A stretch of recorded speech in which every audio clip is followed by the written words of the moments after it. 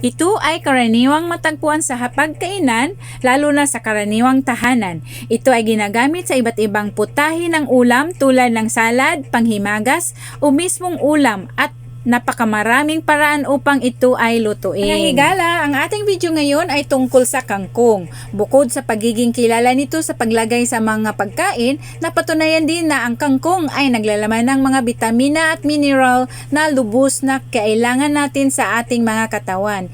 Ilan sa mga ito, ang bitamina A, B1, vitamin C. Mayroon din itong phosphorus, calcium para sa ating buto, carotene para sa mga mata, iron protein at cholesterol na mayaman sa amino acids. Narito ang ilan sa kabutihan na naidulot ng kangkong sa atin.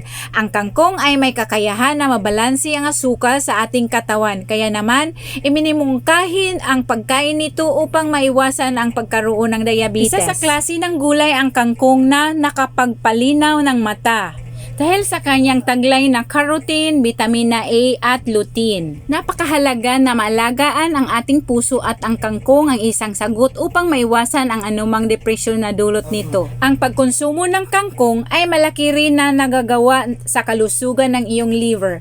Napatunayan sa mga pag-aral na ang kangkong ay detoxifier. Mga higala, o galing isama ang mga pagkain ng kangkong tulad ng aking paboritong sinigang. Sana may natutunan kayo ngayon. Thank you for watching. Please follow for more.